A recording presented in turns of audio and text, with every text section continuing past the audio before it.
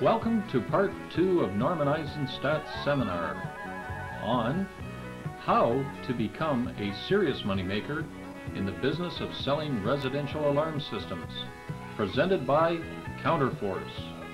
We join the seminar already in progress.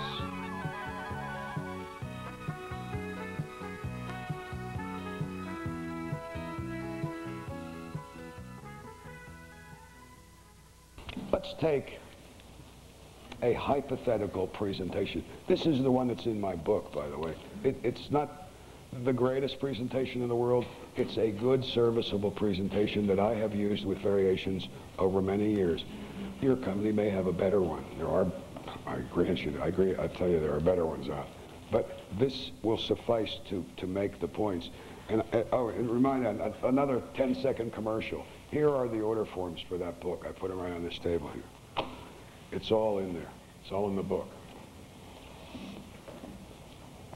The organized presentation comes in 5 segments. There are 5 segments, and then there are segments, sub-segments underneath, and we're going to go through each one of these and talk about it. The first segment is the approach. Many people call it the warm-up. The approach. And you may think that some of this is very obvious, but you would be amazed. You would be amazed at some of the obvious common sense things that are not attended to. And because they're in a presentation, the approach. First of all, the organization. Some people might think some of this relates to pre-approach. But first of all, there's your demo case. And we'll maybe talk a little more specifically about the demonstration setup when we get to the demo part of the sequence. There's a demonstration case. Is it in perfect working order? You want to be embarrassed? Go do a demonstration when a thing doesn't work. Anybody ever done that? Everybody. Don't lie. Check that demo out. It's very embarrassing. Paperwork.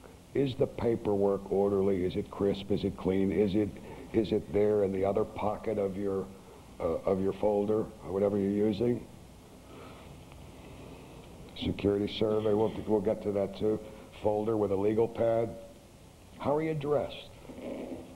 How are you dressed? I know some people go in and try to sell security systems look more like the burglars than the burglars. Or a lot of guys, I know, I see this so often. A lot of people work for companies, and the company has a logo. And everybody has the t-shirts with the logos on them and so forth. And they want to go into somebody's house like that. I said, come on, you look like the installer, for God's sakes. Side comment. Do you remember all the stories they used to tell about IBM? I think everybody would pretty much agree you could not say that's not a great company, maybe the greatest company. And all the IBM sales organization was required to wear blue suits, white shirts, and dark ties. It became a joke, you know, it was like a uniform. You could say, we could tell an IBM guy a mile away. Well, Thomas Watson had good reason for that. He said, look, if you're going to sell middle and higher echelon executives and bankers and company presidents and try to get them to commit make major commitments, they better be talking to somebody they're comfortable with who looks like them. So while you're at the bookstore getting some Zig Ziglar and Napoleon Hill and all those guys, get the John Malloy's book, Dress for Success. Fabulous book.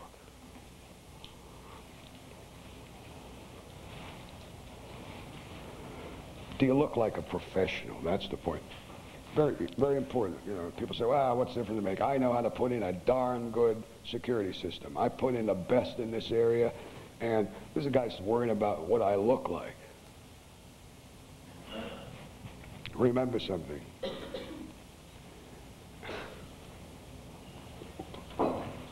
We're not what we are.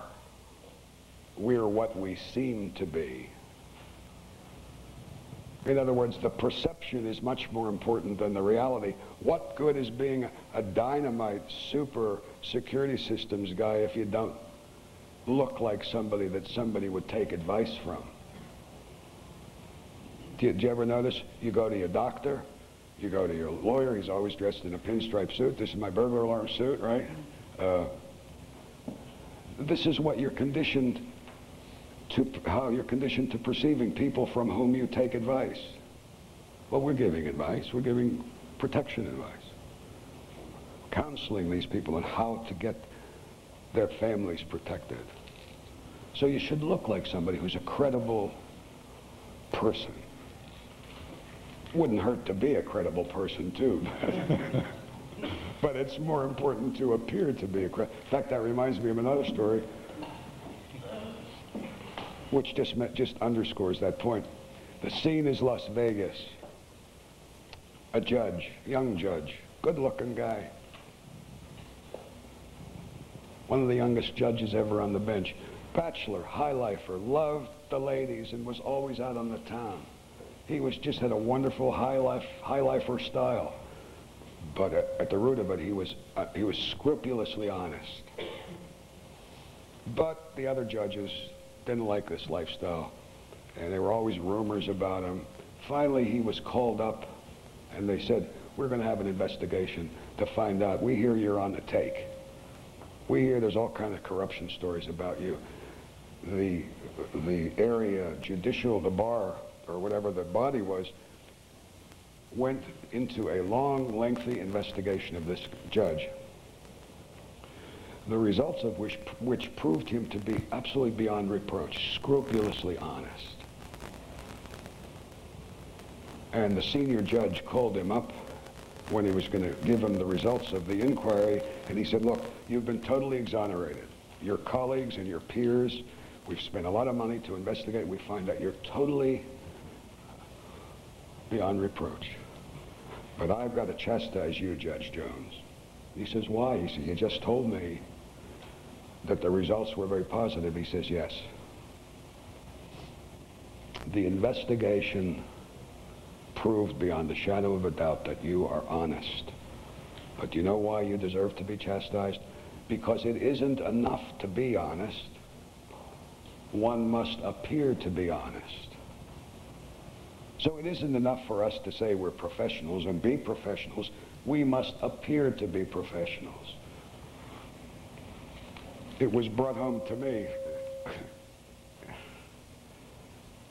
I was working for Ademco out on Long Island, out in the center of Long Island, living on the water on Long Island Sound, but I didn't know a soul for 500 miles in any direction. And one day I went up to the cafeteria for a cup of coffee, and coming down I missed the bottom 6 stairs and fell and broke my hip. So they throw me in the ambulance and they take me, and I'm in excruciating pain. And twitching, my leg is twitching, I'm screaming and pain. And finally they settle me down, and a guy walks into the room, and he's a guy who's got a white smock on, and he's got a stethoscope sticking out of his pocket, and he's got one of those, you know, the band with a mirror on it. He's got I don't know what they call them, and he's got glasses on a chain, you know, and he's got a nice beard, and he said, well, Eisenstadt, he says, we're gonna, I said, well, Doc, what's the big deal? It's not a pleasant thing. I said, but you'll slap a cast on it, and in 6 weeks I'll be back and I'll walk on. He said, no, he says, you got it wrong. He says, we're operating in the morning. We're going to stick a pin in there. I said, can I think about it? He says, no, you can't think about it. He says, we got you scheduled for 7:30 tomorrow morning for surgery. And they did that. Later on, after I was out of the recovery room and I'm back in my room, I'm thinking to myself, do you realize what you just did? You let a strange guy put you under anesthetic, cut your body with a sharp instrument, inject you with weird chemicals, I mean, you never saw his degree. He could have been a butcher. I mean, he could have been from Central Casting in Hollywood. He could have been playing a doctor like the guys on the toothpaste, you know. My doctor says Mylanta, or whatever. But he had so much credibility, and it never, ever occurred to me or dawned on me to get a second opinion, to question him, to find out what his credentials were. I just bought this whole deal. Forget that he was in the environment where this could all take place, but it brought home to me perceptions, how so much people say, well, that's a very shallow, someone who thinks they're a thinking person. They say, well, that's a very shallow philosophy. No, it isn't a shallow philosophy. It's a pragmatic philosophy. If I want to be perceived in a certain way, then I know the things I have got to do in order to be perceived that way. Enough said on how you look, how you talk, how you dress. Get that John Malloy book, How to Dress for Success. It's a real good book. And never, never, never let your wife or girlfriend buy your clothes. Because you have to remember, they don't know you yet. You are to them what you seem to be. So it's very important that you seem to be the thing that you want to seem to be. Number two, under the approach, is establishing rapport. That should seem, Webster defines rapport. I thought it was kind of an interesting definition. His definition, the definition of rapport is mutual trust, emotional affinity. We say good vibes. We got to establish those good vibes. We want them to like us, right? Like me, trust me. If you like me, you're more inclined to trust me, right? If you don't like me, you can't trust me, and you can't even listen to anything I'm saying because you're too busy disliking me to be receptive or to what I'm saying. So rapport is good. Everybody has their own ways of establishing rapport. As social creatures, we all develop our own ways because we really want to be liked. Aside from business, the fact that as salesmen, it's important for us to be liked. We all want to be liked. And I've found we all have our own ways. Obviously we do, because we've been living in society for a long time, so we've kind of developed our own personal ways. I've found an interesting thing. Absolute, surefire, guaranteed way to get somebody like you. Ask them what they do for a living. It never fails. Nobody will, in fact, you got to shut them off because they'll talk forever about what they do for a living and all the problems in their business. They love it because nobody listens to anybody. You know, we're all, I think we all have this syndrome. We all think nobody listens. Do you think anybody in the world cares about my theories of politics, religion, sex, opinions on it? They don't care. There's nobody that really cares. So if a guy says to me, well, what do you do for a living, Mr. Jones? Well, I'm a CPA. I'm with Price Waterhouse. And what kind of accounting do you do down there? Do you have a specialty? Well, you know, well, after somebody has spent X amount of time telling you what they do for a living, there's an implied warranty there. Common courtesy now says that they're going to give you the courtesy of telling them what you do for a living.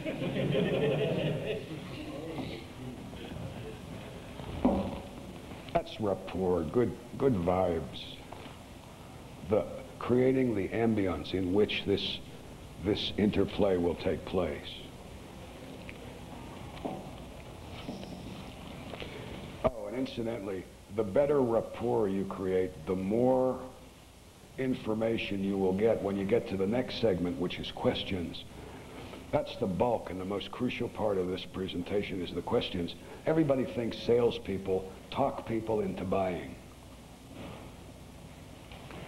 The secret is not talking people into buying.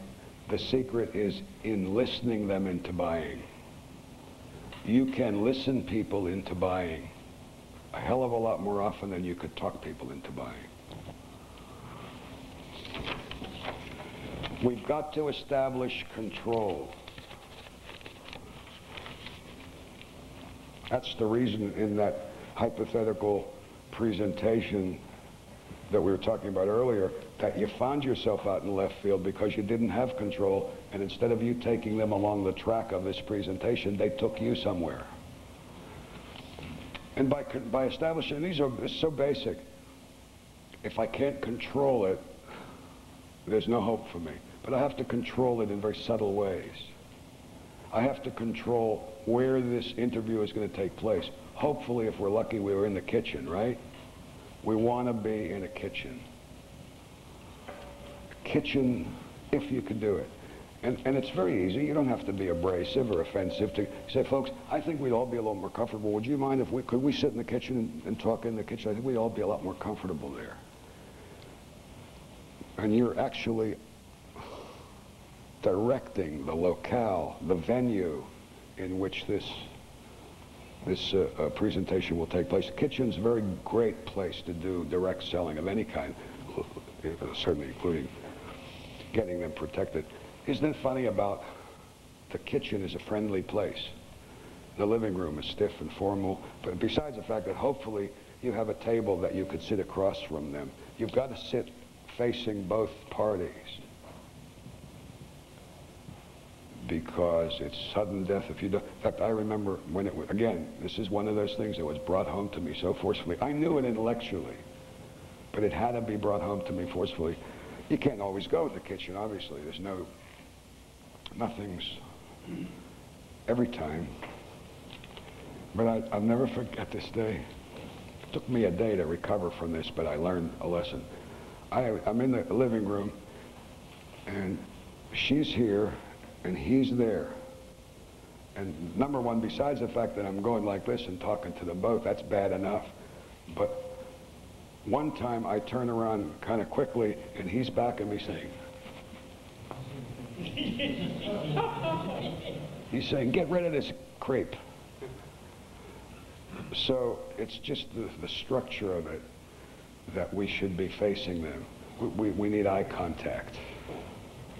I want to see who's hostile to me and who's on my team, who's supportive. And I'm going to play to that person, whoever it is. Short digression.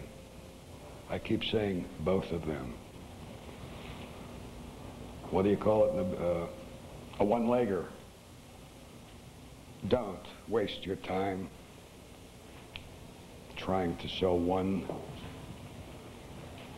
half of a duo. It can't be done. It can't be done. The first call close is totally destroyed and impossible. Don't talk yourself into the fact that it can be done, because it can't. You drive 50 minutes to a good bona fide appointment you were lucky enough to have. You knock on a door. Hi, I'm Mr. Eisenstat. I'm with Acme Security. We had a 7 o'clock appointment. Oh, God, I'm right on the nose. Isn't that? She says, oh, my God, was that tonight? Oh, I forgot completely. Well, he's down at the Legion. It's his bowling night. Oh, I can't tell you how your stomach is churning. You're so pissed off. I mean, so utterly. But you don't dare. And she said, well, look, I apologize for this, but look, why don't you come in and talk? We'll talk about it. You show me what you have, and then I'll tell them, and then we'll get back to it. Forget it.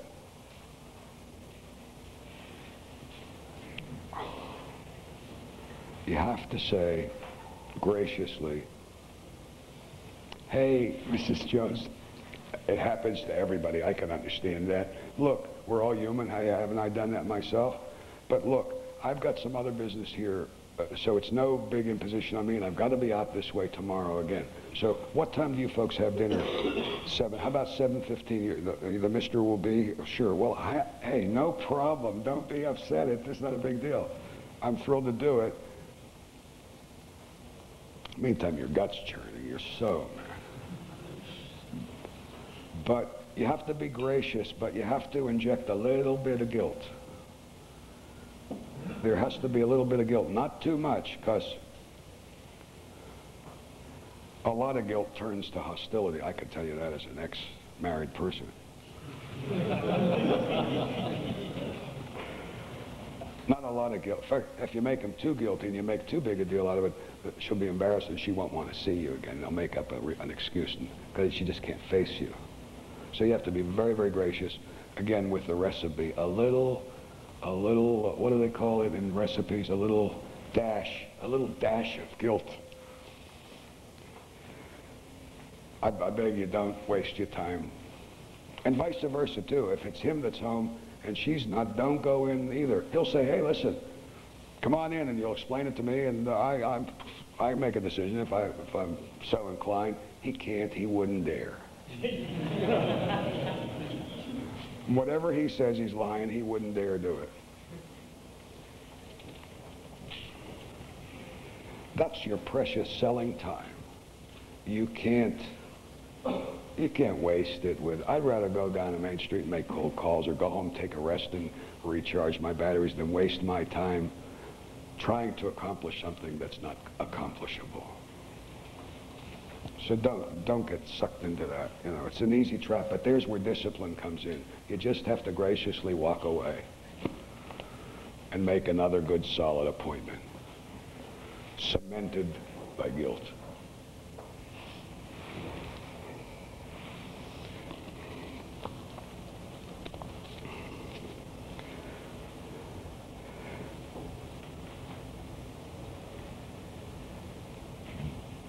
The control is so critical, but you have to learn to do it in a, you can't say, well, we always make our presentations in the kitchen. Incidentally, I'm sure you're all busy working, so you don't watch soap operas, but you'll notice if you ever get sick and you have to be home, watch the soaps, because 90% of the action's in the kitchen. It's the neighbor lady from next door, and they're all sitting around having coffee. It's just, there's a whole thing of friendliness and neighborliness. And that's what you would like to be perceived as opposed to the stranger that you really are. It's just where all kinds of friendly family type things happen. In the old days, they used to call it, the living room was called the parlor, right, the parlor. That's where the reverend came. When the reverend came visiting, everybody sat very stiff, you know, and so forth. So, and it's not that way now, but it has implications of formality and so forth. Did you ever notice there are a lot of people that you go into their house and their living room's never used? They use the playroom, they use the kitchen, the television room, and they don't, the living room looks like it's a ghost town, that nobody lives there. So that's related to that feeling. So that's important. I want to be in America's and Canada's kitchens. That's where I want to be. Obviously basic, I don't have to tell you this, you have to compliment people. It's very courteous to compliment people. Hey, I saw those great clubs. Are you a golfer? They look like super clubs, whatever it is. Did you catch that? Is that yours? Whatever it is. It's a lovely house, Mrs. John. Lovely. Did you have any help furnishing this house? Was it a decorator? Don't laugh. If you say that to somebody, other than in those cases where it's so obviously ludicrous that you wouldn't, I couldn't even get myself to say that. But there are certain, and you'll have enough good judgment to know that, that is the most complimentary thing I think you could say to a woman other than things about her person. That is such a complimentary thing. Did you have help decorating this place? It just is lovely. And that piece over there, that's really handsome. That's got to be a collector's piece. People love that. They say they don't, but listen, I'm so vain, and I'm probably no more vain than most of you in the room. I'm just a little more liberally willing to admit it. But if somebody pays me a compliment, and I make like the old cynic, you know, but I love it. I absolutely love it. I mean, you know, after all, I got an ego too, and it needs stroking, and they say something nice. They say, "I loved your book." Oh, great. I float around on air. It's an ego trip. You tell a woman, "Did you have help decorating this place?" God, it is just lovely. This is a delightful place to live. So that's basic. Should come as second nature to you.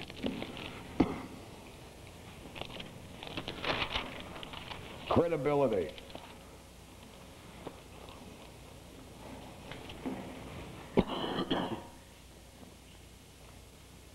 Who are you? Why should I trust you? Why should I listen to you? Who is your company? Who are you? This young lady, where is she?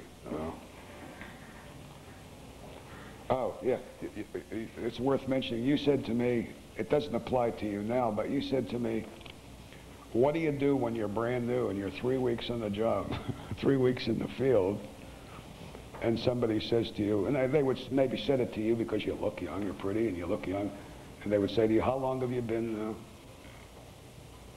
in this business, or how long have you been doing this? And you didn't want to fib and tell them I've been doing this, you know, for a couple of years.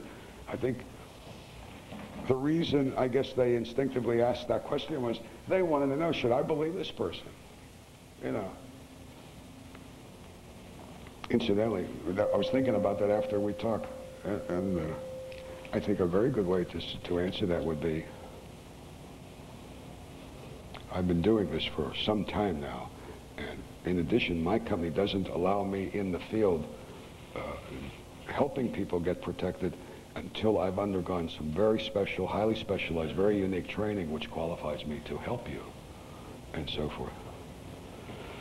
And you were reluctant to fib,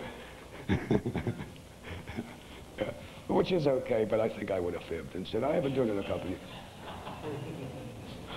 But here, whatever you did must have worked, because here we are 2 years later, you're still in the ball game, right? So you must have done something right.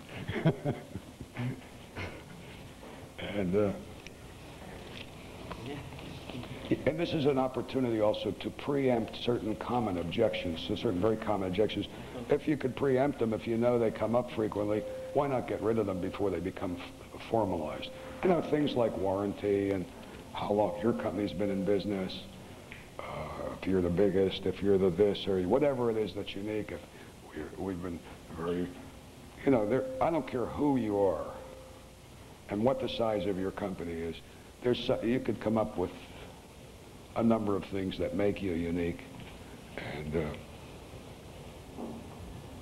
we'll address this credibility thing because it's very important. But you know, on the same subject, who was it? Oh, we were talking, just made a very profound point. He said, if you have the right manner about you and you go about this right, isn't it amazing what people will tell us, an absolute perfect stranger? You're doing a walk around, a survey, and you're saying, you know, where do you folks keep the valuables?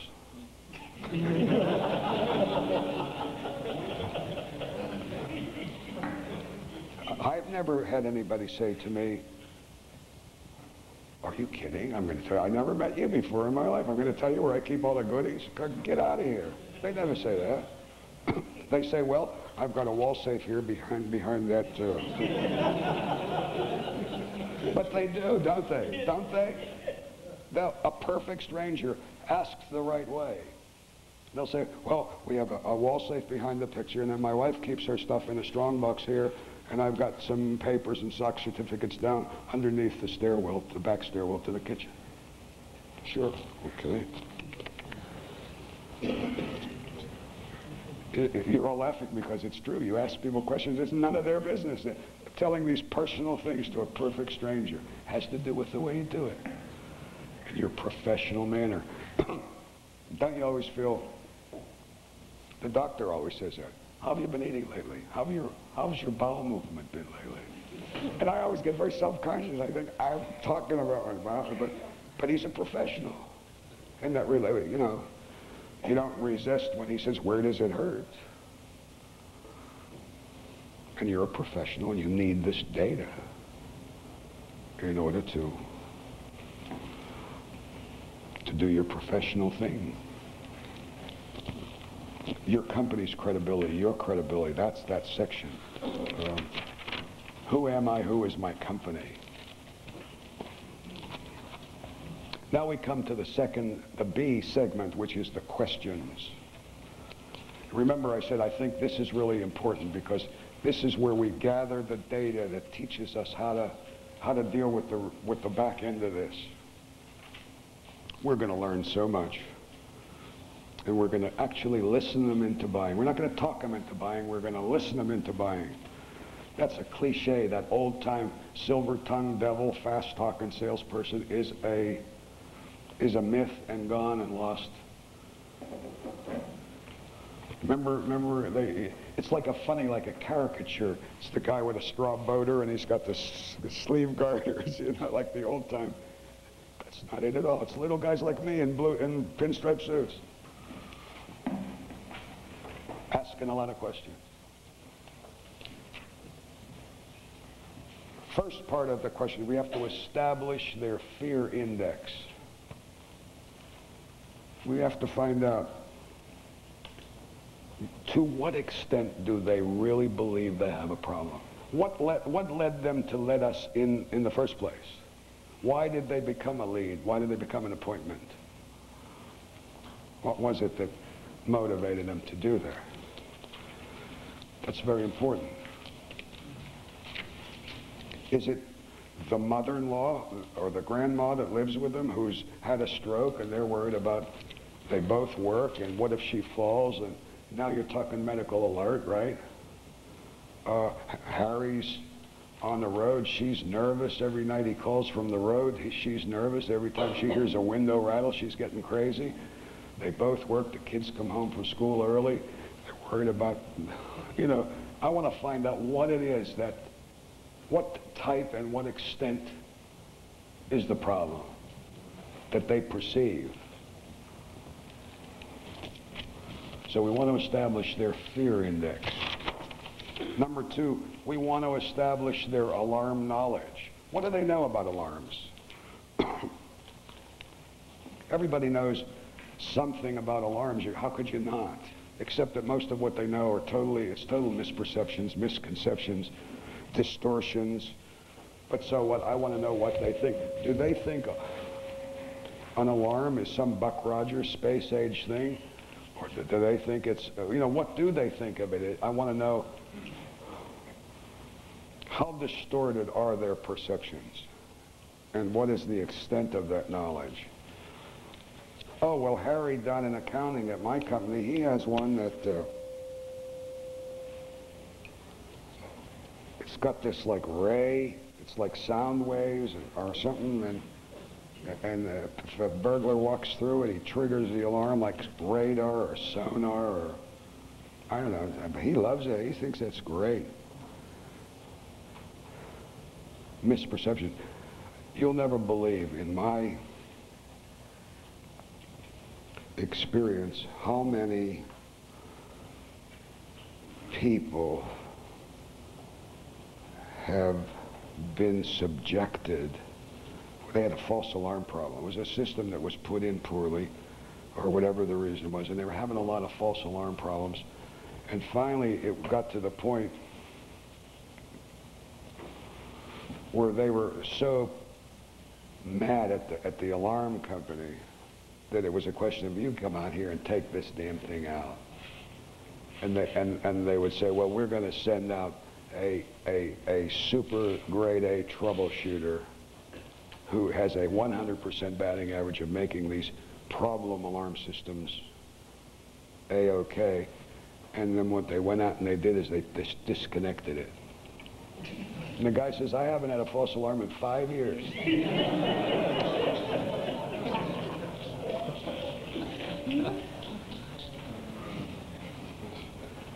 Yeah, I don't know. This guy came out and he had a pair of coveralls on and so forth, and he went in the back and he was fidgeting and he was tweaking this and doing that. He said, but he must have known what he was doing because it's been 5 years and I never had alarms.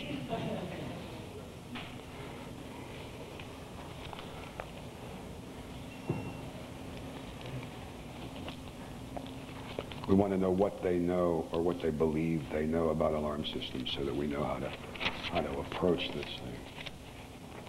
Now we want to establish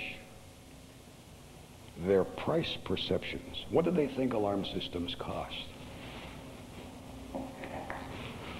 If a guy says, well, I don't know, I always see it, I go by on the way to lunch, I always eat at the Sam's Lunch, and there's a Radio Shack right next door, and I see they got one in the window, and it's 89 bucks. And they claim it's super sensational. And I went and I stuck my head in once. I had a few minutes, and I asked the clerk, I said, do they work real good? And the clerk said, oh yeah, can't be beat. Or, that's an exaggeration. But maybe that is their perception of what an alarm is. Maybe they think it's some elaborate thing that they saw on the Equalizer. Did you ever watch the Equalizer? On cable, yeah. Or some, you know, Fort Knox. They think it's the First National Bank. Some complicated thing. Who knows what they perceive, but what they cost, rather. What do they think that adequate protection, professional protection, costs? If they think it costs $199, I saw an ad on television the other day. It was $199. You saw that, Harry, didn't you? Yes, I did, actually. I saw it a couple times. So we know now some of their frame of reference. That's very, very important information. Now we have to establish their feelings about what their budget can handle. What had they mentally been prepared to that they could handle? What did they kind of have allocated mentally if they went that far? Maybe they'll say, which is very common, well, we never thought about it. We wanted to talk to someone like you. Maybe they say, well, maybe the guy says, listen, if it's 1 penny over $500, like, forget it, because I'm straining there. Anything over that, I got to borrow from Uncle Lou, and I already am into him for a deuce. And he's been dunning me. So if it's anything over 500, this discussion is through. Well, I can understand it. We'll get to the money later, but I was just interested in what you kind of felt you could be comfortable with it when we talked about that. It would be very enlightening to me. And, or what if the guy says, hey, if I like what you got, Charlie, and I think you're okay, sky's the limit. Money's no object when it comes to these kids up here. Whatever, I want to know.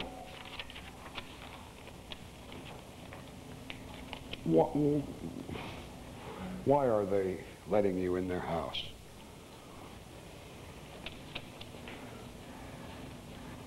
Were there other homes in the neighborhood burglarized? Did they come home one night from the movies and find Jimmy marks by the back door? Whatever it is, I want to know that. I want to know that. And I can only know by asking questions. More questions, the better. Probe, probe, probe, graciously probe. Let them build themselves. Let them build themselves. And after this question segment of this presentation, you are armed with so much information. There's been so much input. You're really in a very strong position. Now let's take section C of this presentation, which is,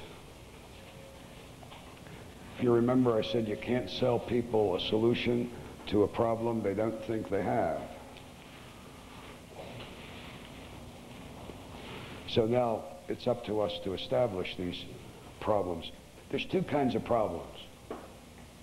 There's two kinds of problems. There's general problems, and then there's specific problems. The general problems people know. You don't have to buy. That's another thing we have going for us in our business. We don't have to do too much work establishing a general problem, because all of that's done for us on the 6 o'clock news, the 11 o'clock news, the newspaper, morning, afternoon, Newsweek, Time, their neighbors, their friends, etc., etc. bless you, every police siren that goes down the street screeching is a helping to establish the general problem. But it's a funny thing about general problems, they don't move people. Because look, everybody is just as aware as you and I of the crime statistics. The papers do a good job of, again, I'll have to use U.S. statistics. The FBI, the Federal Bureau of Investigation, has a thing every year in the United States. It's called the Uniform Crime Reports. The Uniform Crime Reports, and this is the reported crime. They have the computer and all the thousands of police departments over the country feed, and I'm sure they have a parallel thing up here. Every year, the FBI publishes their reported crimes, and for God knows, as long as I can remember, it's been 3 million plus burglaries a year. 3 million.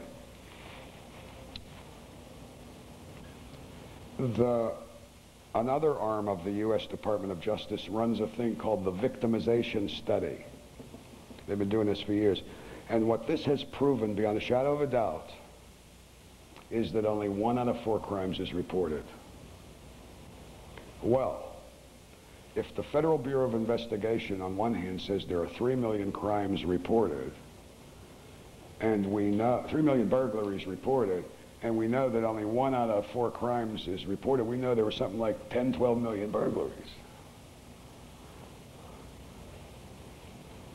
Which on another subject proves that just because somebody's been burglarized does not mean you're going to go buy an alarm system. You know people you've sold yourself who have been burglarized 2 and 3, 4 times. People, you go and you're thinking to yourself, this guy's been burglarized twice, and he's just now talking to me. And I think, what is it? I'm laughing too mentally, but I'm thinking, what does he think, 3rd time's a charm? I mean, why did it take, bless you, why did it take him 3 times? Because that's the way people are. Oh, well, not going to happen again. You come home, and she says, Charlie, look, there's Jimmy marks on the back door. Ah, well, it's probably kids. You know, general problems. Well, what's another word? Oh, actually what general problems are statistics. There's a lot of statistics around. And you know, statistics just don't move anybody. A very brilliant man, terrible monster of a human being, but a brilliant man, Joseph Stalin. Obviously a horrendous monster, but a brilliant guy. And he said, and he should know, 1 million deaths. 1 million deaths is a statistic. 1 death is a tragedy.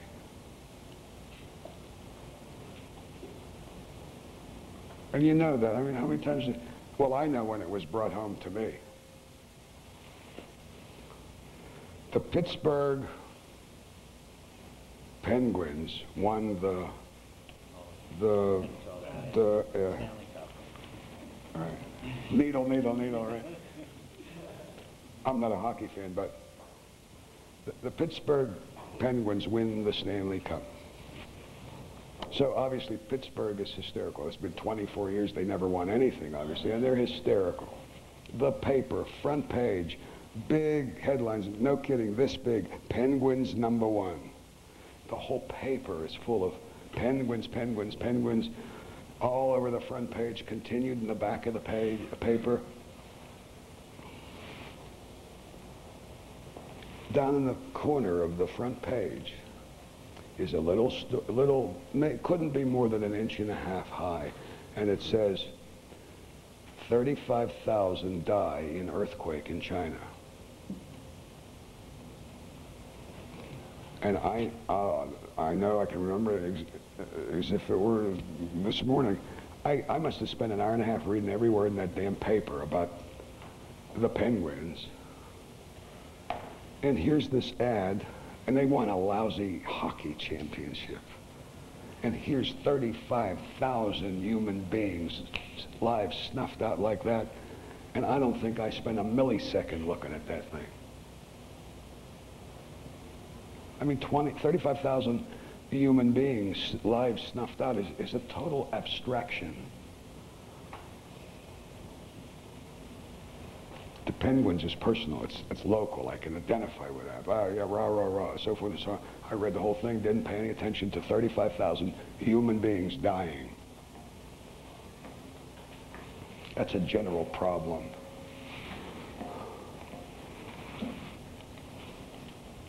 Here's the question posed to me. The guy says, look,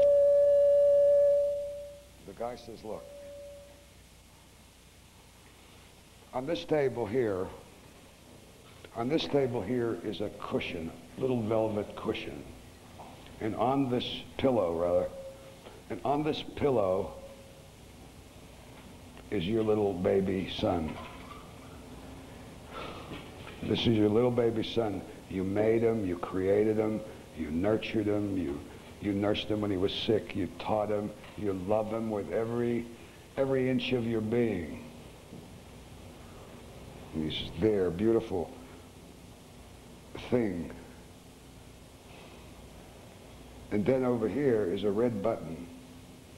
And the guy says, here's the problem I'm posing to you, pal. I'm going to take this meat cleaver and I'm going to chop this kid's head off. Or you could press that button and 14 million people in India will die instantly. I'd have my finger on that damn button faster than he could finish the sentence. 14 million people in India, to me, is a total abstraction. That's a general problem. But you talk about my kid now. Now I'll kill you. You try to hurt my kid, I'll kill you. I'll get emotional and I'll get crazy. Because that's a specific problem. 14 million people dying in India is a general problem. It doesn't move anybody. General problems don't move people. The specific problems, now you're talking about, forget the 3 million reported burglaries. How about the one burglary 2 blocks up the street? How about the burglary in the neighborhood that they heard about because it was in the paper? These are personal things. Streets they know, neighborhoods they know, areas they know. You could say, and it doesn't matter where you are. I mean, I could do it here. You just send me in a taxi cab and send me out to, and say, take this guy to wherever, some suburb. And then when I knock doors, I'll say, the reason that my company's had us talking to people out here, there's been an awful lot of crime out here lately. It doesn't matter where it is, that applies. You know, you tell me where there's a neighborhood where there hasn't, quote, been an awful lot of crime out here lately. I was talking, just this Wednesday, I was talking to a group, it was the West Virginia Burglar and Fire Alarm Association. And these 2 nice young chaps were there, and the guy, he said, well, yeah, he said, but you come from a big city and there's lots of crime. So he said, I come from wherever, I forget what it was. He says, you know, it's practically rural. And he says, not rural, but small town, you know. And he said, people down my way, he says, they give them the talk and telling me about, I sleep with my doors open. You've heard that, you know, God. I sleep with my doors open. We feel so good and so secure. And he said, what do I do? What should I be doing? And I said, well, you are where you are. So I think what I would be inclined to say to those people were, well, when you leave your door open and nothing happens, do you think if you locked your door it would keep the joint from burning down? You think that fire is a respecter of urban areas? You've got a fire problem. I said, so in your area you may have to concentrate on the hot button might be fire. I said, this is just a geographical thing, but there's no place in the world. Where is there a place that doesn't need us? Yeah, I mean, you can't find a place. Well, who was it was telling me they came from a place, and you sure got them in Canada. This was 9 zillion acres, and there were this many people. Well, who was it? Anyway, it was a place up north here. But I said, if you talk to the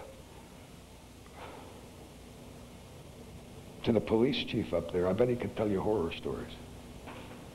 There's no place where they can't tell you horror stories.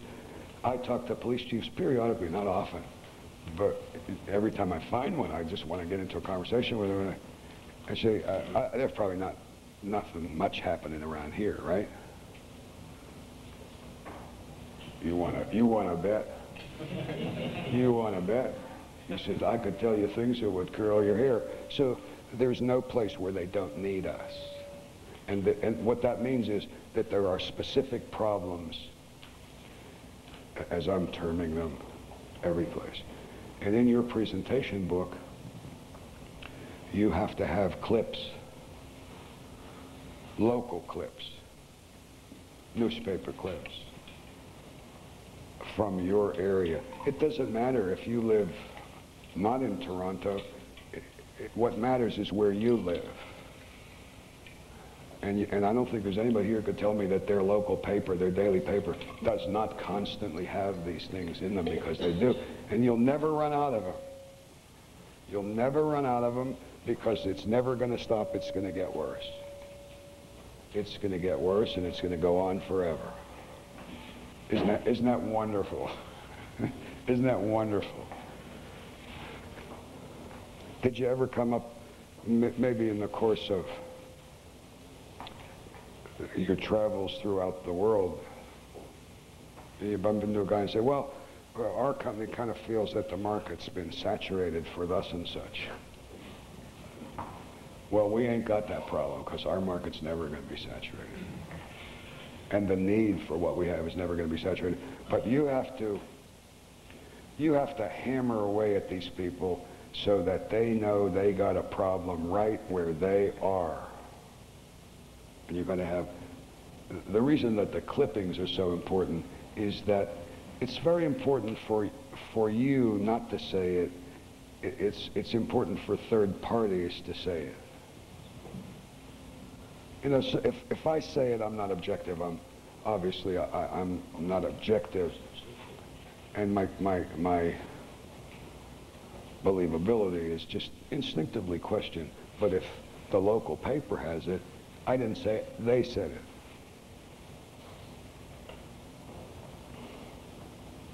I say to the guy, they're telling me I'm answering an objection. I'm saying, I can understand you're saying that you want to think about it. Certainly I can understand that. I'm just trying to be a prudent consumer. You know, I am so fanatic about this principle of getting people protected, and you know, I bumped into a friend of mine recently. I went to high school with this guy, and I haven't seen him for years. I've read about him in the paper. He was a captain in the fire department. In fact, in one article that I read in the paper, Mr. Jones, he was rumored to be a candidate to be the next fire chief, the head of the fire department. And I said, what are you doing now, Jim? And he said, I'm retired. I said, what do you mean you're retired? A guy your age is retired. Why? You were a comer. You were going to be the top banana.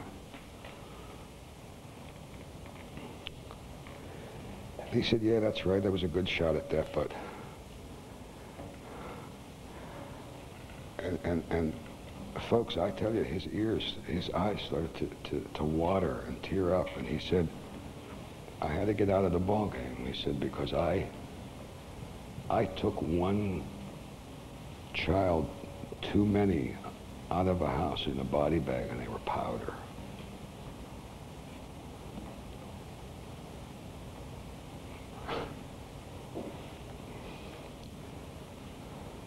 I don't want that to happen to you folks. I don't want it to happen to you.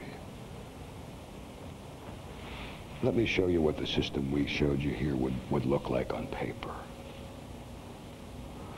I'm going to rat-tat-tat-tat-tat-tat-tat. I don't care how many times it takes, I'm going to come back at them. And you know something? That reminds me of something else.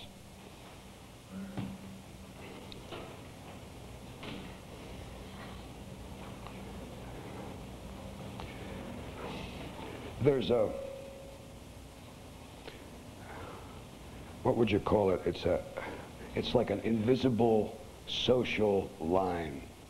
And that line is right here, right? It's invisible, we sense it, we know it exists. As social animals, we know it exists.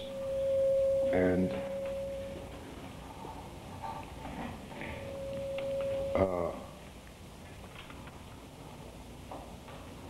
we know that as we come back at these people and deal with these objections, repeat, reassure, and resume, however many times it's going to be, as we go, as we keep doing it, we're bouncing up against this line.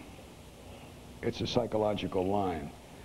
And we know that if we cross this line, we're into a very dangerous area.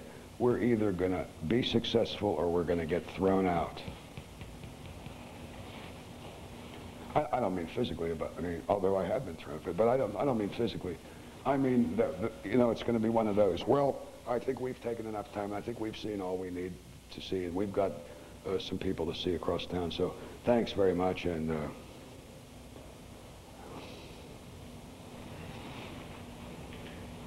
little huffy, you know, get a little huffy.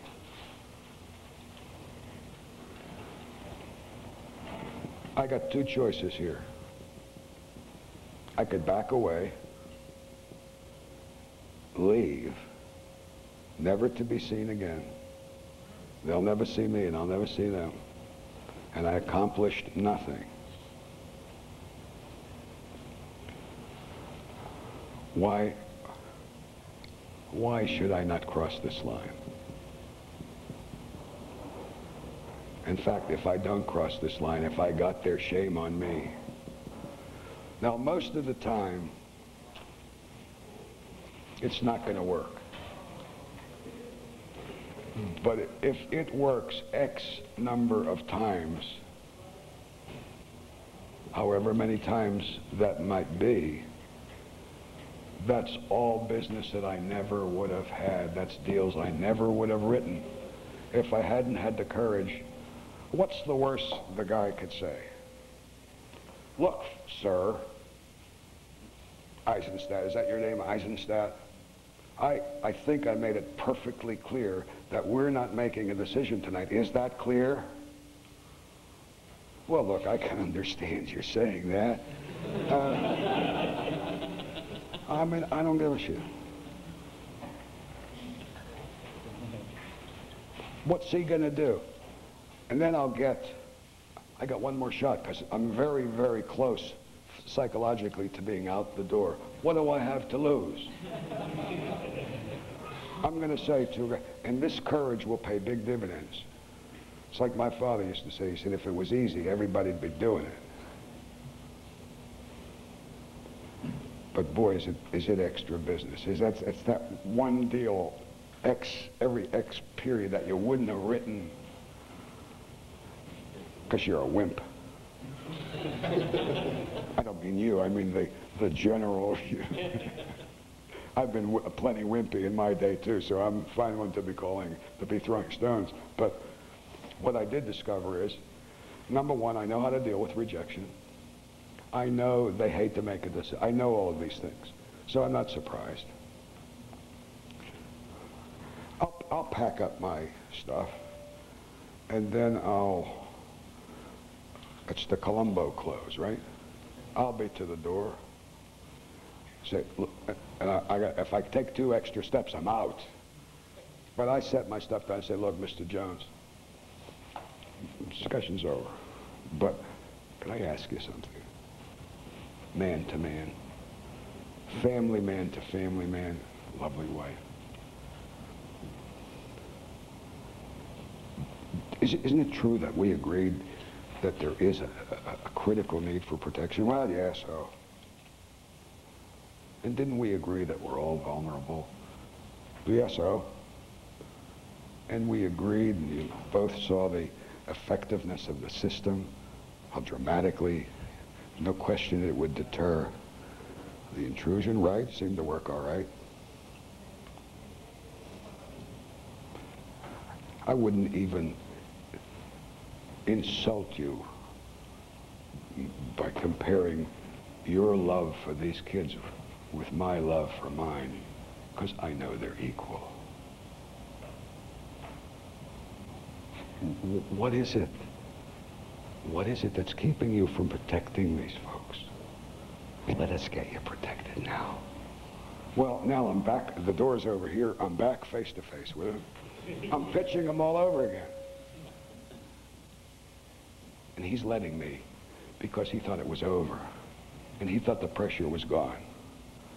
But while I'm talking, we're now back into a social interplay, you know? And I'm really pitching them all over again. What do I have to lose? I don't care if I have to cry.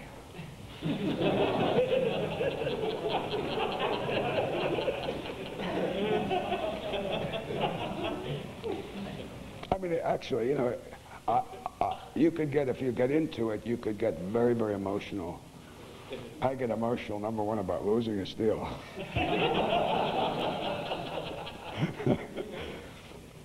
But for real, if I truly believe in the protection and that they should have it, and well, I know they should have it, that's a given, then I'm thinking I didn't do it right. Why is he not making a positive decision when I did what I'm supposed to do so well? Maybe I didn't do it so well. That's the key. That's what upsets me. I want this sucker protected. And you know something? I don't know how many times it's going to work. But so what? Every time that works, that's a deal that we wouldn't have had. And you take that over the course of a year, and that can change change your numbers.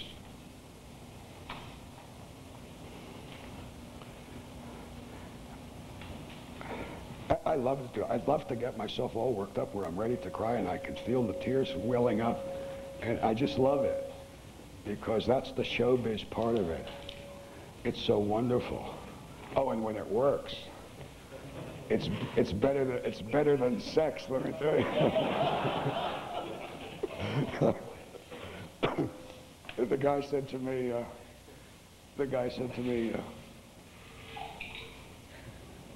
I said, you really love this business, don't you? He was a young kid. He was full of it, you know. He was making money and loving it and correcting his mistakes and inventing new ones to make. But he was getting good and making money. And I said, you really love this business, don't you? He said, I do. I love it. He says, it's like sex. I said, well, what do you mean? He says, well, it's like sex. When it's good, it's very, very good. And when it's bad, it's pretty good too.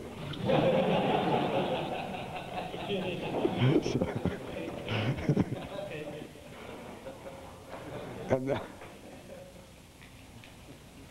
okay, we got all this information. We established the general problem. We established the specific problem. They know they got a problem. We've done our job. We've made them aware that they got a problem. And now, in show business, in the musical comedy, there's always the big number. You know, there's the big number, the showstopper. Well, in our line of work, the stopper is the demonstration. Now, forget what kind of system you sell. You all sell all kinds of different systems, and they're all great. I hope they are. I hope you wouldn't want to be associated with one that wasn't great, but they all do different things. They all do the same thing a different way. But this demonstration is a crucial segment of this thing. First of all, the demonstration has to be really quick, short, dramatic, all the razzle-dazzle. This is the sizzle. This is the sizzle. And if you really want to do something that will just make this thing so powerful, you're in a kitchen, do it in the dark, turn the lights off. Turn the lights off. You want to feel something that's really weird? Turn the lights out in a room and talk. It's the weirdest phenomenon, even with people that you know. It's just so weird to be talking in the dark. But if you do this demonstration right, you can close on this demonstration. You got your demonstrator case. Now, I don't care what it is. My ideal utopian demonstration case would turn on lights, even if the system doesn't turn on lights. I want it to turn on lights, and I think a good system should turn on lights. I like, if my utopian system, it would turn on lights. And a loud, what's loud? 110 decibels, is that loud? 120. What? 31. Do they go that high? What are you allowed to have? What's an average? Oh, okay. You say, Mrs. Jones, and remember, this demo has been way over here out of the ball game, and now you bring it over and say, I'd like to show you how our system, how we protect you. And now the lights are out. You say it's 2 o'clock in the morning. It's dark. It's quiet. This creep is going to try to get into this premises. He's going to take his Jimmy or whatever it is, and however he's going to do it. And when he does, the bell's gone and the lights come on, and you say, Mrs. Jones, what do you think he would do when all that hell broke loose? And she said, oh my goodness, he'd be halfway down the road and he'd leave his shoes in the ground. Well, of course he would. And wouldn't you folks feel an awful lot better with that kind of protection 365 days a year? Of course you would. Let me show you what this system would look like on paper. And that demo case gets closed up and put as far away from you as conceivably you could get it. That's it. That's the demo. They bought it. If they answered yes, right, what do you think he would do? Oh, he'd leave his shoes in the ground. He'd be a mile down the road. I think you'd feel an awful lot better. Wouldn't you, Mrs. Jones? And wouldn't you, Mr. Jones? I think I sure would. Of course you would. They bought it. The longer you leave that thing open, that's an open invitation to a technical discussion. Well, what's that gizmo there do? And how does that work? And what do you do here? And what shows up in that window? Now, obviously, that minimizes the chance and doesn't give them an invitation. Obviously, if they have questions, we've got to be responsive. But if the demonstration has enough sizzle and enough drama, and I'll tell you, I don't have to tell you how loud 100 and some decibel bell sounds going off in a kitchen. What's going on?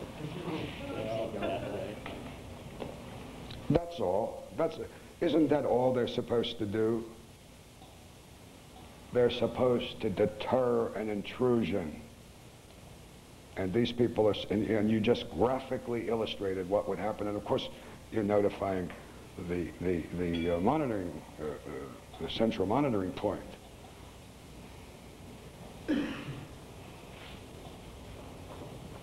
You live alone, Mrs. Jones. You're nervous. You hear the windows rattle.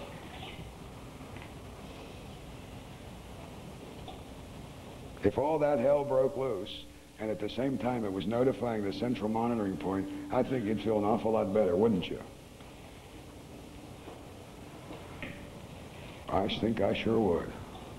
I think I sure would. Incidentally, that's a wonderful way to end a sentence. We should all begin to try to talk more like that. Where we end sentences with little questions that automatically get a yes response. In the textbooks, they always called that getting agreement on the minor points. But you know, if I keep asking a question, I say, I think that would work. Wouldn't you agree? You know, wouldn't you? Don't you agree? Don't you think? All those questions that kind of automatically elicit a yes. Don't get involved. I beg you, don't get involved in trying to impress these people with this wonderful high-tech space age dynamite system that you have, because it's a killer. It doesn't accomplish anything and gets you into this whole burglar alarm syndrome, which is exactly where we don't want to be. All we want to do is get a positive response and get these folks protected. And I know some people get frustrated because they want to show people how great their system is. So what? Let it be great when they own it.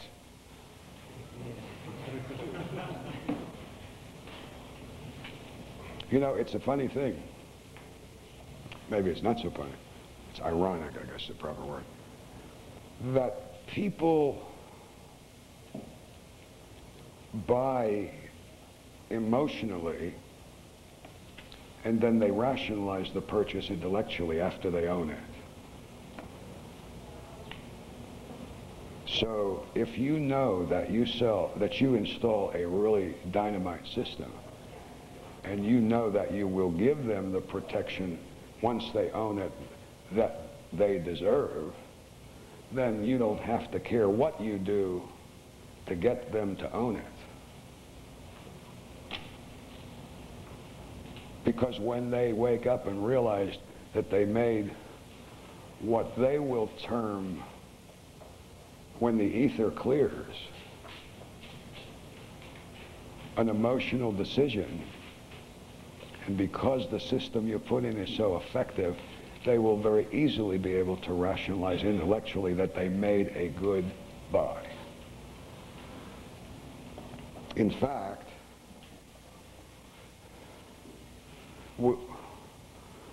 the stronger you sell them, and the more emotionally you sell them, the harder they will work to rationalize intellectually that purchase. Now, all this is predicated, of course, on the fact that you must install a really good system and maybe give them even more than they bargained for or even need, so that you can be proud of this system. I mean, I've said to people, you know, you get on your high horse and you say, listen, this is exactly the system, exactly the kind of system that I put in my mother's house. And damn it, Mr. Jones, the reason I get so into this thing is because I feel if it's good enough for my mother, I don't have any compunctions about protecting your family the same way.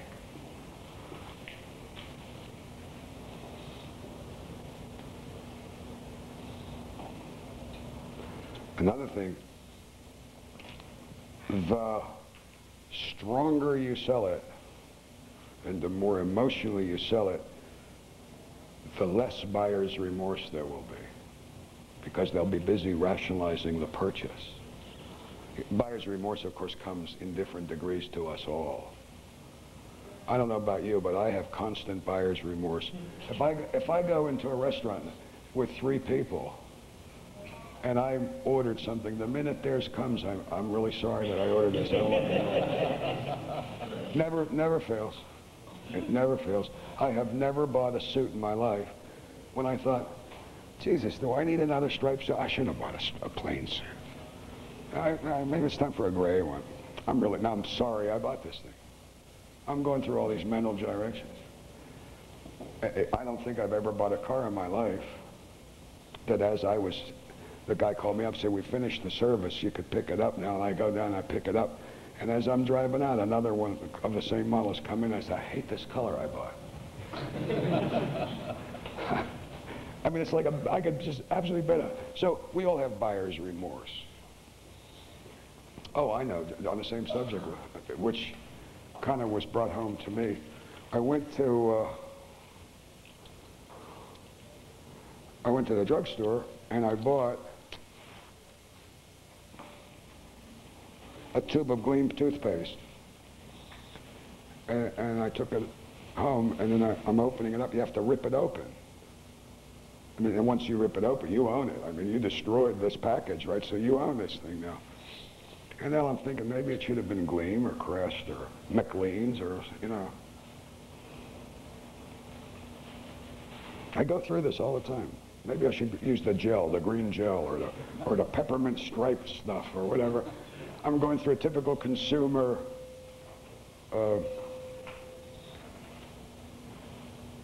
reaction. And then I noticed this little brochure in there, packed in with it, extolling the virtues of this thing that I just bought. I'm thinking, well, guys, what are you bothering? I already own it. But they're dealing with the buyer's remorse because they're very sophisticated people. They know that I'm going to have this buyer's remorse, and so they're reinforcing. That's a tool to reinforce my purchase. In many companies, they have what they call a button-up booklet. Because you sold this, now you got to button it up because you're always in danger of a cancellation. So they have a little button-up booklet. Congratulations, you made a, you know, whatever, so forth. And then you make a call to them to try to button up, because the minute you leave, there's the son-in-law, right? Mom, you really got taken. You bought what? You paid what? You know, that kind of thing. So you've got to have a button-up kind of thing. That's standard, I think. Let me just finish up on that presentation because we missed, right before the break, we missed the critical point, which is the closing. But actually, that's not so complicated as it's reputed to be. And as I say, I think if that demonstration, just to continue where we left off, I think if that demonstration is dramatic and sexy and got the sizzle, you could close on that, or at least you'll get an objection, and then you go into repeat, reassure, and resume, and you try to close, and then you do it again until you run out of things, which hopefully you won't, because hopefully you'll get better and better and have a bigger arsenal. And when you say to somebody, this is what this would look like on paper, and if I could get your okay on this, we could start getting you protected right away.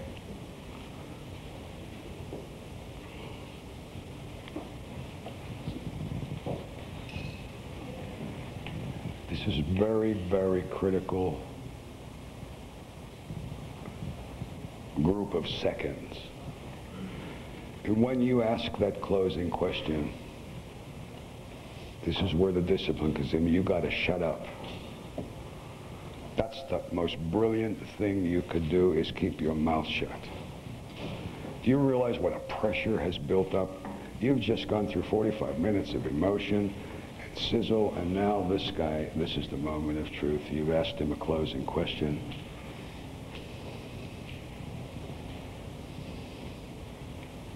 It seems like a century, doesn't it?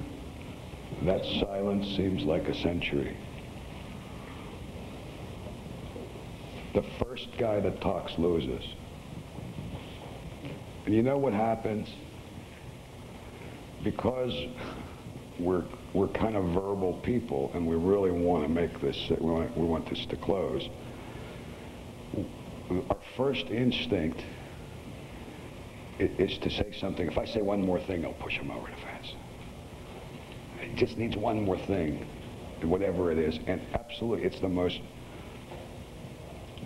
disastrous mistake you can make. This pressure is ungodly. He's got to do one of two things. He's either got to okay that paperwork, or he's got to object.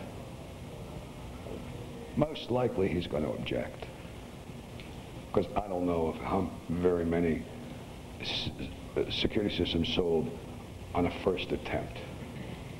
So you may have to go through this, but every time, just like a Marine drill, every time you ask a closing question, I have lots of closing questions in the book. There are millions of books on closing and how to ask those good questions. You find the one you like, you try it on for size. What's the car dealer one? If I could you, if I would you, if we could get the, I like the car, but I really was thinking about a black one with the tan upholstery. If we could give you this vehicle in black with tan upholstery, we're going to do business, right? Let me okay that, because I got that car on a lot over across, whatever it is. Those are standard, wonderful, classic, 100-year-old closes. But the key to it, the key to closing, and closing is a subject unto itself. We could spend a day on it. Time doesn't permit us to spend, but it's a subject that, this is the moment of truth. And we all talk too much. We ask a closing question, and then we say anything sound we utter is a mistake.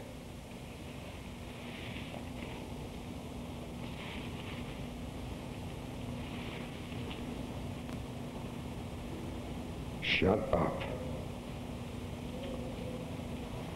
That's hard. You go try in that pressurized situation to be silent for 60 seconds. It absolutely is like a century. And the pressure's building, and you're ready to bust. You want to say something. You think, if I say this one more thing, I'll push him over.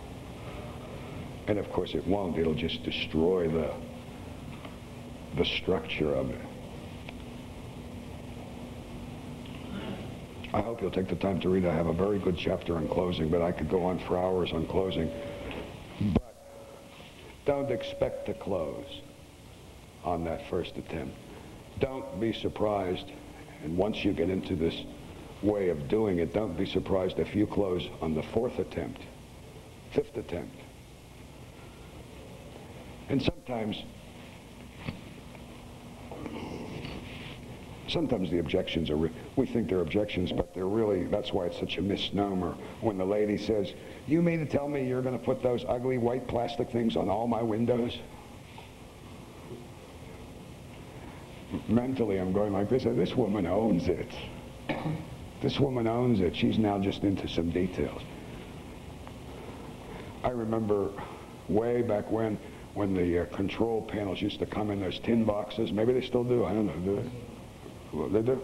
Or they're probably fiberglass or something today. I was at church the last time I looked at a control panel. But they used to be big, heavy, the Demco heavy. I said, I think a lady would say, you're going to put that ugly green box in my house? What a wonderful thing to say. What a wonderful thing to say. Because that's a buying signal. That's not, that's a classic buying signal. Don't say a word. Read. Go to the bookstore and buy. There's some really wonderful books on closing. I mean, that's a subject unto its own. That's it's like well, you just can't read too much about it because it's critical. It's so critical to the nature of what we do as professionals. And if you're on this track, of course, you can't avoid getting there. It'll take you there, and you must try to close. And that's what that presentation does for you.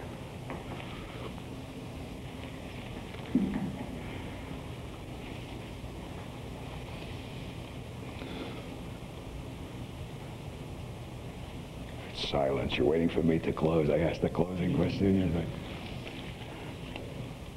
well, all of this is all well and good. But now you're super duper at doing this presentation, and you got a 1 out of 3 closing ratio, and all of everything else is perfection. But there's one catch. You got to have someone to present to. After all, I always said that the salesperson who is not face-to-face with a prospect is, for all intents and purposes, unemployed. Yeah, I mean, what good are you? There's only 2 things that we should be doing as professionals: making presentations and doing other things that will enable us to make presentations. After all, if I'm a 1 out of 3 closer, that means I need to make 12 presentations to do 3 deals that week. What? 4 to make 4. Shows you where my math is going. It's just that simple. It's the numbers. So that brings us to prospecting. And this is a subject that there are more misconceptions in our industry than probably any other single topic.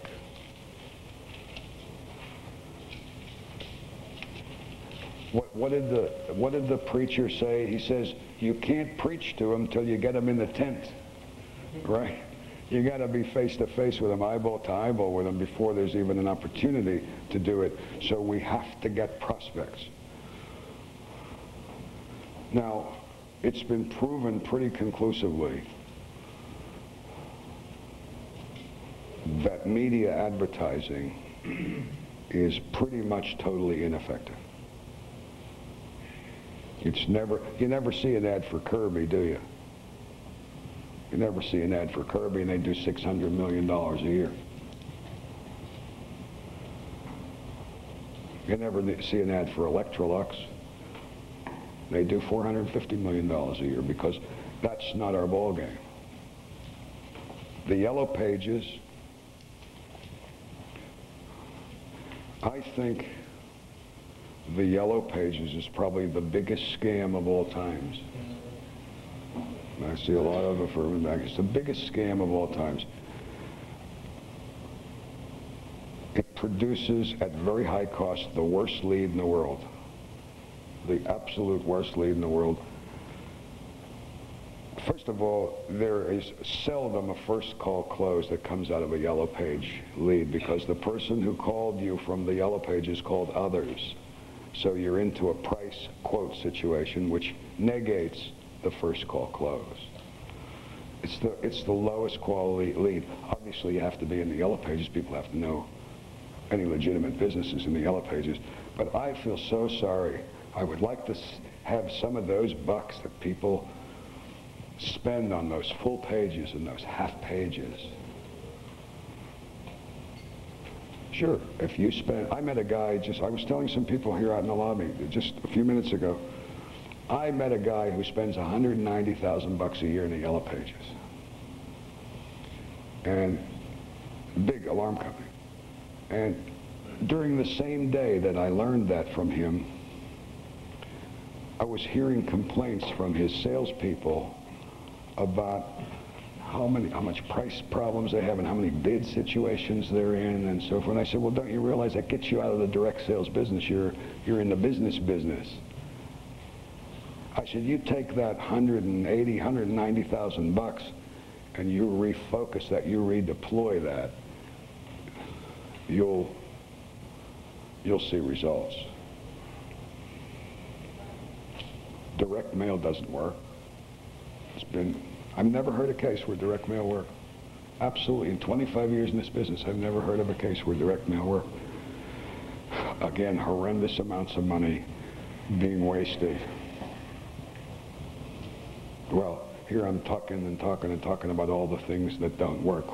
How about the things that do work? Let's talk about the things that do. There's only two things. This has always struck me as a paradox in our business.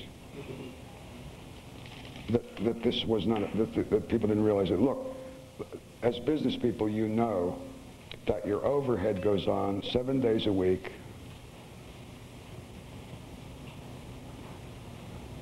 12 months a year, 24 hours a day. So your overhead is consistent, but your business is sporadic.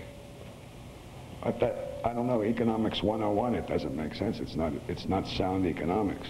If my overhead is consistent, my sales have to be consistent. How do you do that? Well, and I'm just giving you now my experience and what I have witnessed, not third hand, I have witnessed it. There's only two real things that work consistently. And ultimately you end up with a mix. You don't build a business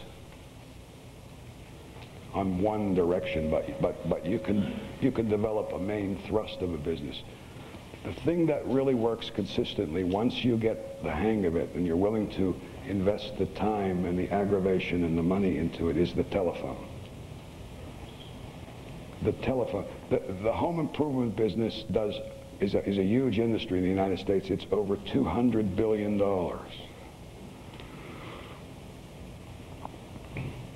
And the home improvement business, which is a classic direct sales business, is built on the telephone.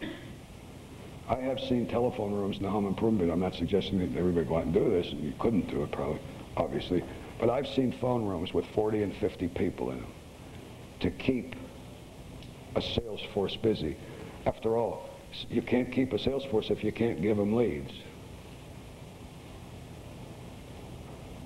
So you have to and the telephone is consistent. It's hard, grinded out work, but it's consistent. And a lot of companies have different statistics, and I don't know really what's representative.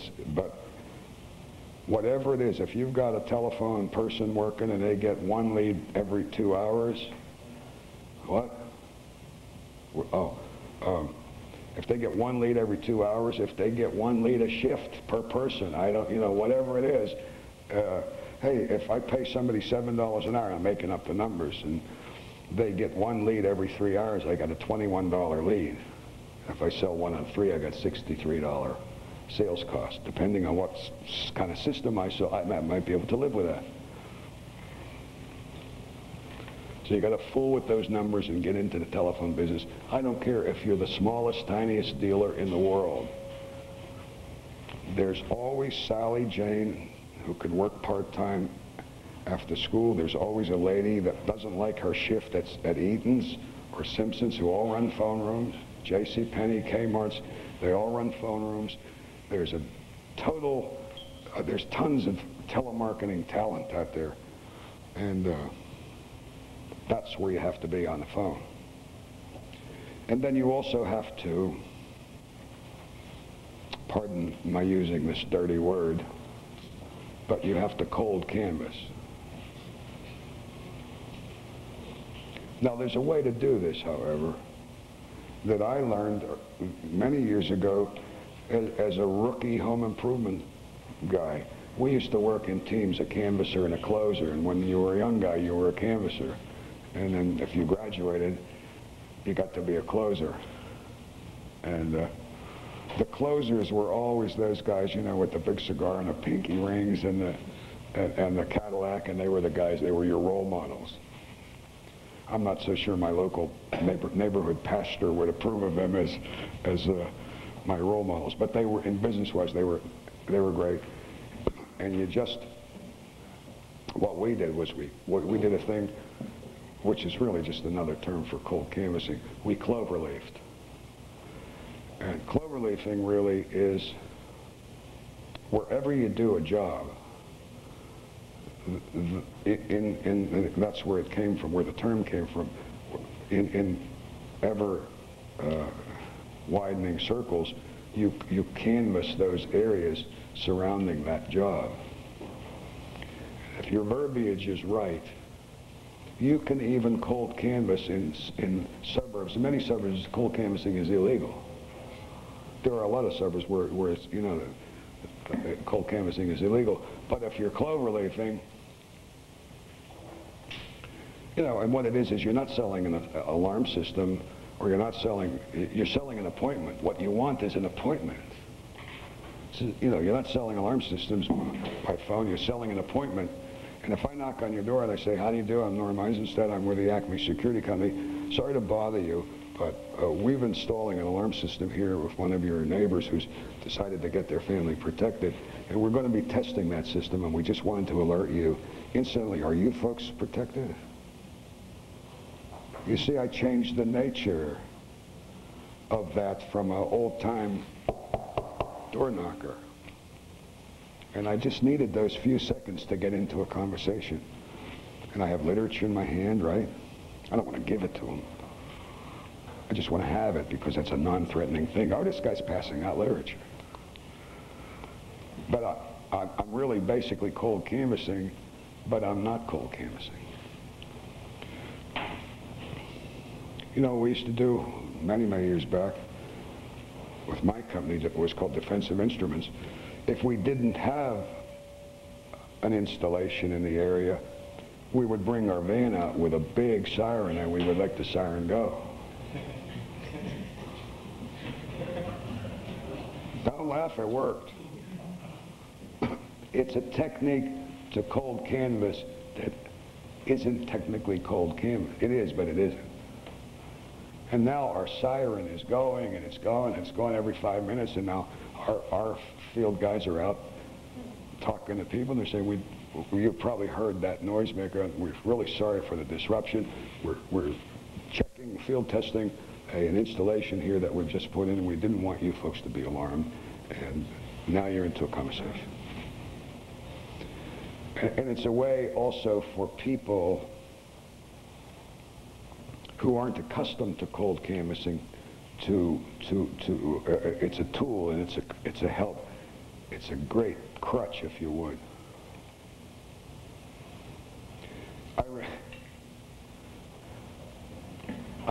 Somebody told me, and I worked for a company that didn't have a telephone operation, you had to do your own phone calling, which is really bad because it's demoralizing. It's hard to do both. It's grunge work. And you want to be up to do the stuff that you're supposed to do in the field. But at that point I had to do it. And the guy said, now you mail this mail out every Monday, and then on Wednesday or Thursday you make the call. So I would do it diligently. I'd have my list and I would be sending the mail, and on Wednesday or Thursday I'd be calling. And I would say, hi, this is Norm Eisenstat. I'm with Defensive Instruments or whatever. My company sent you some very important information about the crime problem out in your area, and I want it now. I'm into a conversation. Did you receive that? And everyone 100% said no. I can't recall anybody ever saying, oh yeah, I got your material, I read it, it was very interesting. Never. So one day it occurred to me that if nobody seems to either get the mail or acknowledge that they got the mail, why am I sending the goddamn stuff?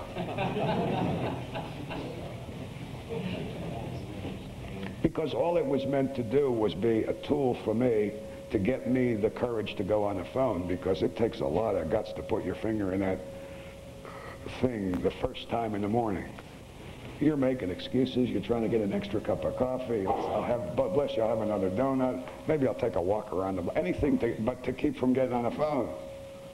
So I found that then I would just call up and say, same thing, my name's Norm Eisenstat, I'm so-and-so, and we sent you some very important literature. I'm just touching base with you folks to see if you received it, and I wanted to And they would say, well, no, I didn't get anything. Well, no, they didn't get it because I didn't send anything. But so what? But so what? But so what? I was talking now, and I got over that critical couple of milliseconds that's crucial in a phone operation. That's what's going to determine whether you get hung up on or the conversation continues. In the book, I got some phone scripts also. What did you say? Acme Security? Hey, I'm certainly not interested in buying any burglar alarms. Well, of course you're not. We're not selling them. We're doing. We just wanted to share some information with you. But anything that, we used to have the big neon sign, it was flashing. It said, keep smiling and dialing. You know? Keep smiling and dialing. That's hard work. That's hard work that's devastating to your psyche. I was talking earlier about books. There are some marvelous books out there at the Walden Books or the, what was the name of the big chain, the bookstore chain? Coles.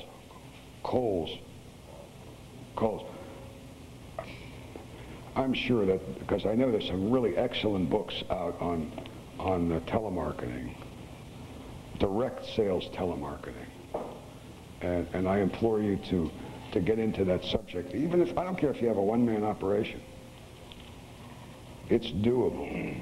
It's doable.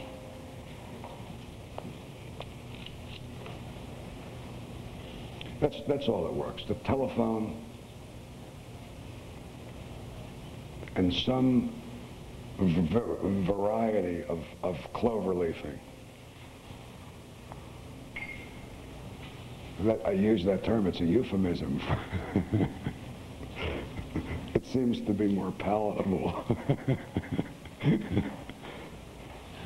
Down and dirty, it's called canvassing, and it works. I tell you, it works. That's why don't ever hire, if you're hiring salespeople, don't ever hire guys like me. Because I'm too old and I don't have the energy, and I'll keep telling you reasons why it can't be done. Give me those young kids. Apologies to all you older folks out here.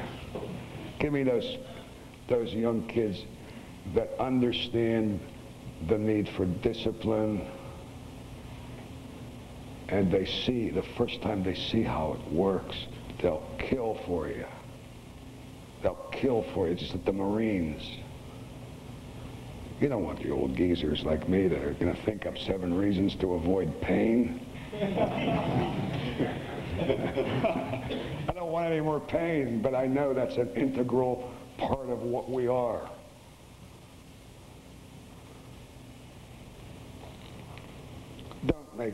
Don't waste your money. Honestly, don't waste your money. Don't make commissions for newspaper space salesmen. And I get crazy. And it isn't even my money. It isn't even my money. A guy hands me a ballpoint pen, Acme Alarm Company, I could die. I saw one recently where I saw one of these little squares on the bowling alley score pad. That there's a million ways to waste money and none of it works. None of it works. Absolutely none of it works. But you got to do those things consistent, and then you get the gravy. You know, you'll get a mix. You'll get the people calling from the yellow pages, and you'll get don't count referrals as leads. They're not leads. They're gifts. In fact, that reminds me. I forgot. I was so impressed when I was in this place in London, in England. The guy says, "Would you stay over tomorrow and meet some of the sales guys that weren't in there?" And they come in every morning. They're required to come in every morning, turn in their paperwork for the deals they wrote the night before.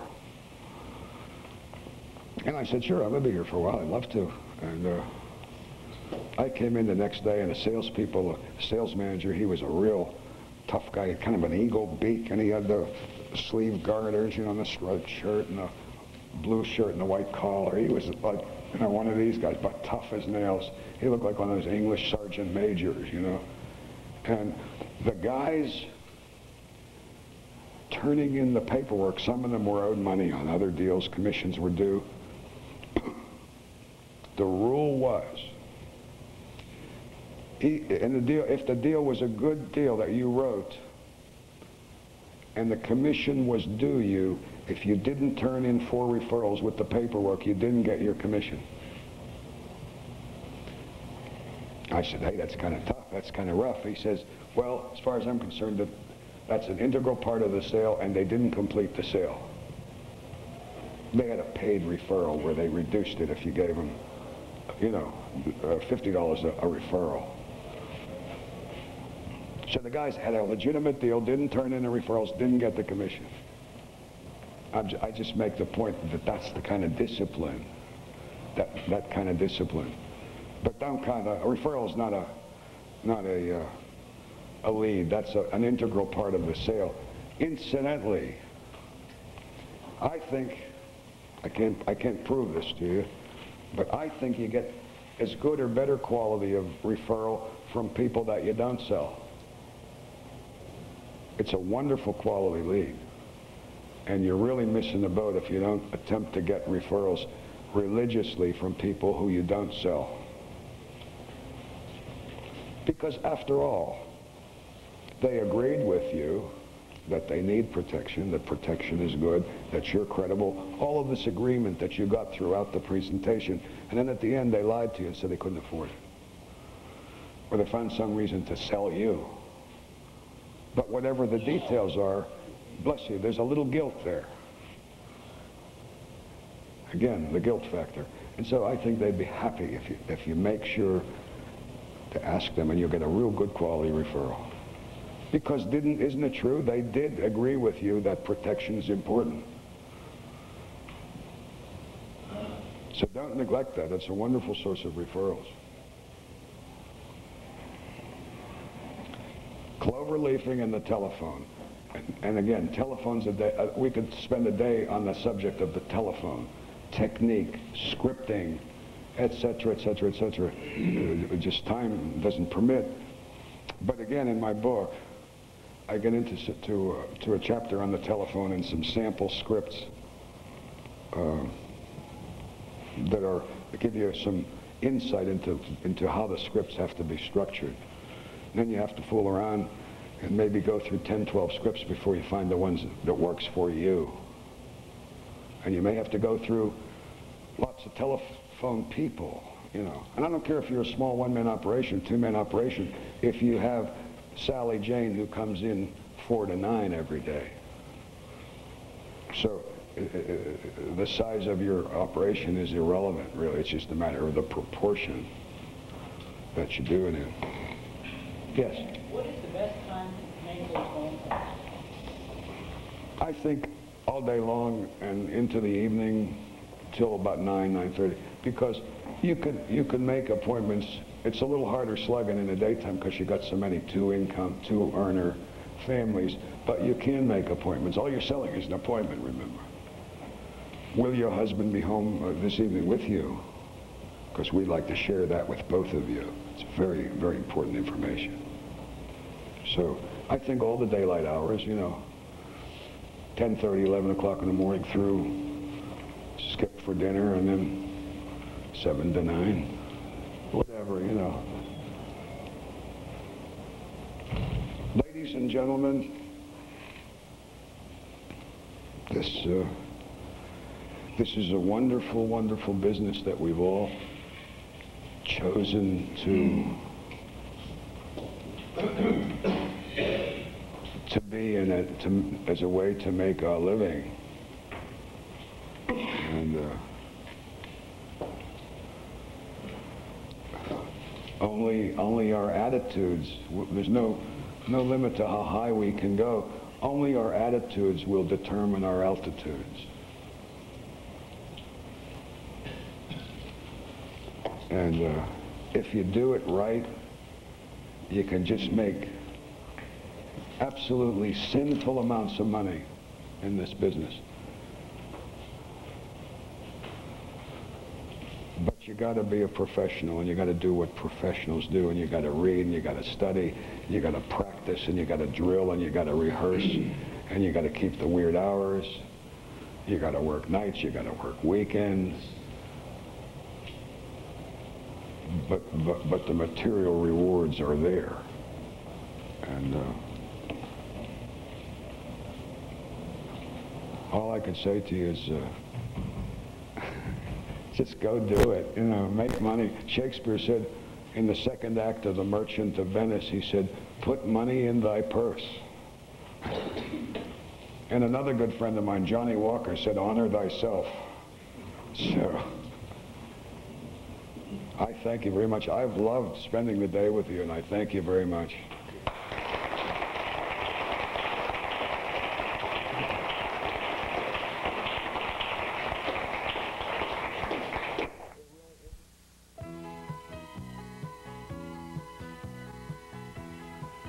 This concludes our video seminar on how to become a serious moneymaker in the business of selling residential alarm systems, featuring top sales trainer Norman Eisenstat. We hope you've enjoyed our presentation and sincerely hope it will help to improve your sales and profitability.